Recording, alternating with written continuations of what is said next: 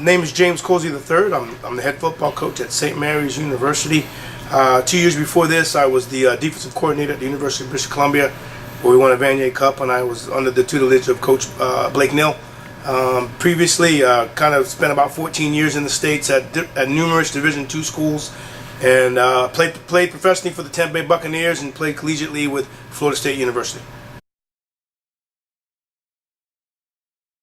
Obviously, exposure is the biggest thing, right? And you know, and if you want to be noticed at the end of the day with Huddle and all the different aspects, where you can just put stuff on YouTube and let the coaches know. But just being around quality high school coaches, being around coaches that you would know, because at the end of the day, most coaches want their players to do well. So kind of let them know what you need, and email the coaches that you might necessarily want to get that exposure from, whether it's the East Coast, the West Coast, excuse me.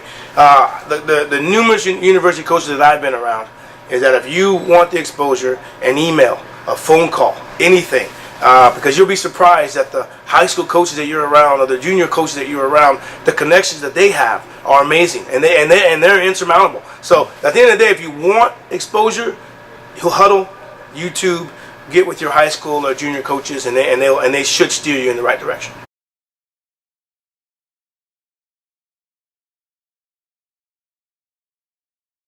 Your grade 10 is kind of what we look at as well, right? So okay. Grade 10 and grade 11 are going to be the first initial things that we see, okay. Because when we recruit guys that are in grade 12, you're in the middle of school, and not being able to have your marks is possible. Mm-hmm. So we look at how you're going to do, how you did in grade 10 and grade 11, because it's kind of relative to what we think you're going to do in grade 12. So yeah. Those are the things that we look at. So if you're in the 80s in grade 10 and grade 11, we think that in grade 12 you're going to be in the 80s. But if you're in the 50s and the 60s in grade 10 and grade 11, then we also are going to think in grade 12. Those are the things that we think that you're going to do. So grade 10 is probably the best thing for me. But just you can't go to university now without grades. That's right. Period. You can't. And you know, before you could, but now, before we even ask a kid for film, and even if they do send us film, the next reply that I always send is, can you please send me your transcript? Because if you're a great player, but your grades aren't where they need to be, there's not a whole lot we can do for you. But if you're an average player and your grades are good, we can do more for you on that aspect.